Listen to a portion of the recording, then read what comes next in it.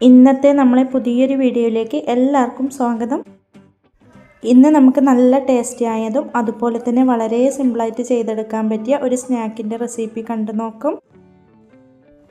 അപ്പോൾ വീഡിയോയിലേക്ക് കിടക്കുന്നതിന് മുന്നേ ചാനൽ സബ്സ്ക്രൈബ് ചെയ്യാത്ത കൂട്ടുകാരെല്ലാം ഒന്ന് സബ്സ്ക്രൈബ് ചെയ്ത് സപ്പോർട്ട് ചെയ്യണേ. എന്നാൽ ശരി, നമുക്ക് വീഡിയോ കണ്ടു നോക്കാം.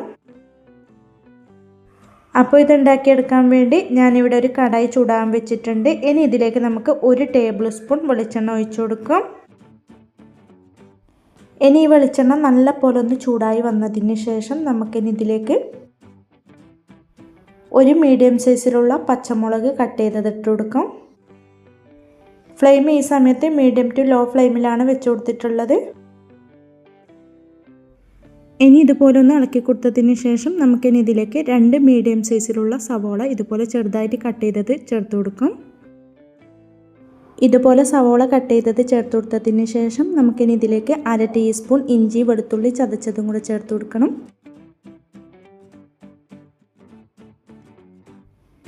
കൂടെ ഇതിലേക്ക് 1/2 ടീസ്പൂൺ ഉപ്പും കൂടെ ചേർത്ത് കൊടുക്കും.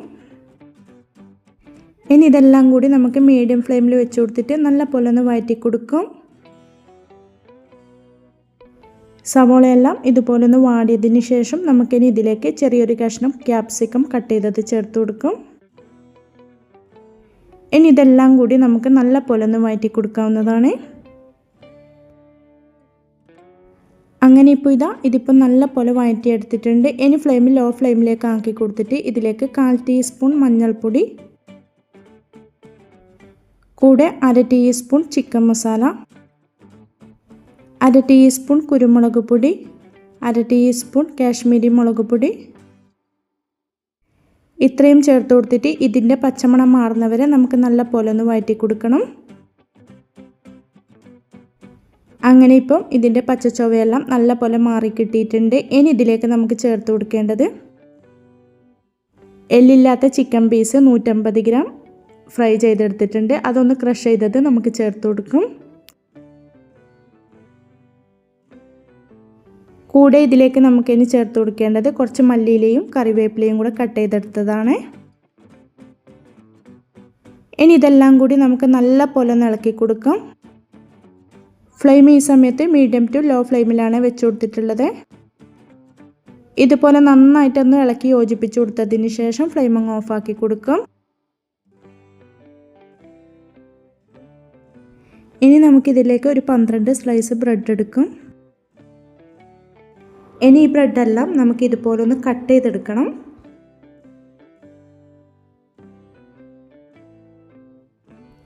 അങ്ങനെ ഇപ്പോൾ ഇതിപ്പോൾ എല്ലാതും ഞാൻ ഇതുപോലെ ഒന്ന് കട്ട് ചെയ്തെടുത്തിട്ടുണ്ട്.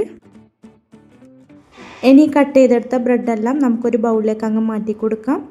പിന്നെ ഇതിലേക്ക് 1/4 കപ്പ് പാൽ ഒഴിച്ചു കൊടുക്കാം. 250 കപ്പിനാണ് 1/4 കപ്പ് പാൽ ഒഴിച്ചു കൊടുക്കുന്നത്. 1/4 കപ്പ് പാൽ ചേർത്ത് കൊടുത്തതിന് ശേഷം നമുക്കിനി ഇതിലേക്ക് ഒരു 4 മുട്ട പൊട്ടിച്ചതും കൂടെ ഒഴിച്ചു കൊടുക്കണം.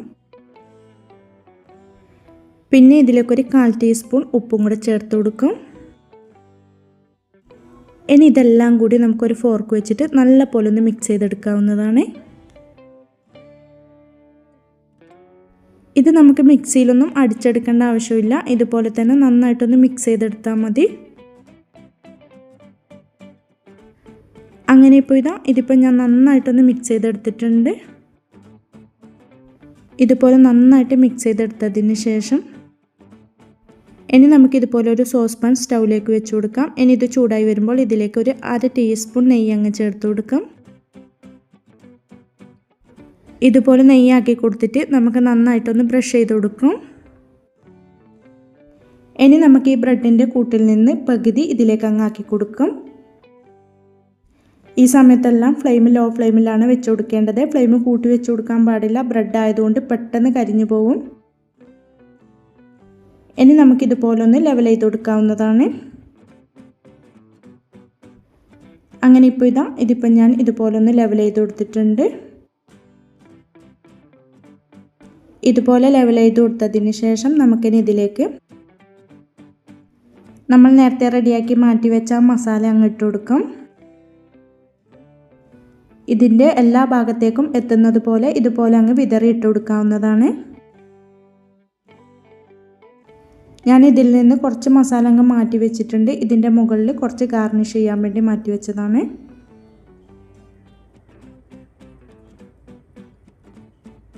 ഇതുപോലെ മസാല ഇട്ട് കൊടുത്തതിന് ശേഷം ബാക്കിയുള്ള ബ്രെഡിൻ്റെ കൂട്ടും ഇതുപോലെ അങ്ങ് ഇട്ട് കൊടുക്കും. ബാക്കിയുള്ള ബ്രെഡിൻ്റെ കൂട്ടും മുഴുവനായിട്ടും ഇതുപോലെ അങ്ങ് ഇട്ട് കൊടുത്തതിന് ശേഷം നമുക്കൊന്ന് ലെവൽ ചെയ്ത് കൊടുക്കും.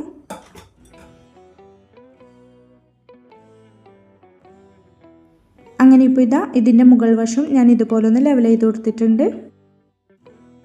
ഇനി നമുക്കിതിൻ്റെ മുകളിൽ നേരത്തെ നമ്മൾ ഗാർണിഷ് ചെയ്യാൻ വേണ്ടി മാറ്റി വെച്ച കുറച്ച് മസാലയും കൂടെ ഇതുപോലെ അങ്ങ് ഇട്ട് കൊടുക്കാവുന്നതാണ്. ഇതുപോലെ മസാല ഇട്ട് കൊടുത്തതിന് ശേഷം നമുക്കിനി ഇതിലേക്ക് കുറച്ച് മല്ലിയില കട്ട് ചെയ്തതും കൂടെ ഇട്ട് കൊടുക്കാം. ഇനി സോസ് പാൻ്റെ അടിയിൽ പഴയ ഒരു പാൻ വെച്ച് കൊടുത്തതിന് ശേഷം അടച്ച് വെച്ച് കൊടുത്തിട്ട് ലോ ഫ്ലെയിമിലാണ് നമുക്കിത് വേവിച്ചെടുക്കേണ്ടത്. ലോ ഫ്ലെയിമിൽ ഒരു 5-6 മിനിറ്റ് വെച്ച് കൊടുത്താൽ മതി. ബ്രെഡ് ആയതുകൊണ്ട് നമുക്ക് പെട്ടെന്ന് റെഡിയായി കിട്ടും. ഫ്ലെയിം ഈ സമയത്ത് ലോ ഫ്ലെയിമിൽ തന്നെ വെച്ച് കൊടുക്കണം, കൂട്ടി വെച്ച് കൊടുക്കാൻ പാടില്ല. അങ്ങനെ ഇപ്പോൾ ഇതിപ്പോൾ ഒരു 5-6 മിനിറ്റ് ആയപ്പോഴത്തേനും ഒരു സൈഡ് റെഡിയായി കിട്ടിയിട്ടുണ്ട്. ഇനി മറ്റൊരു പാൻ ചൂടായതിലേക്ക് കുറച്ച് നെയ്യൊന്ന് ബ്രഷ് ചെയ്ത് കൊടുക്കും. ഇതുപോലെ നെയ്യ് ബ്രഷ് ചെയ്ത് കൊടുത്തിട്ട് നമുക്കിതൊന്ന് തിരിച്ചിട്ടിട്ടും ഒന്ന് ചെറുതായിട്ടൊന്ന് മൊരിപ്പിച്ചെടുക്കാവുന്നതാണ്. ഈ സമയത്ത് ലോ ഫ്ലെയിമിൽ തന്നെ വെച്ച് കൊടുക്കണം. ഒരു 1-2 മിനിറ്റ് നമുക്കിതുപോലെ ഒന്ന് വെച്ച് കൊടുത്താൽ മതി. അങ്ങനെ നല്ല ടേസ്റ്റി ആയതും അതുപോലെ തന്നെ വളരെ സിമ്പിളായിട്ട് ചെയ്തെടുക്കാൻ പറ്റിയ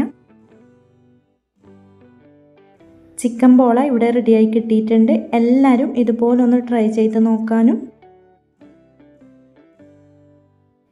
വീഡിയോ ഇഷ്ടപ്പെടുവാണെങ്കിൽ മറക്കാതെ തന്നെ ഒന്ന് ലൈക്ക് ചെയ്യാനും കമൻറ്റ് ചെയ്യാനും സബ്സ്ക്രൈബ് ചെയ്ത് സപ്പോർട്ട് ചെയ്യാനും മറക്കല്ലേ.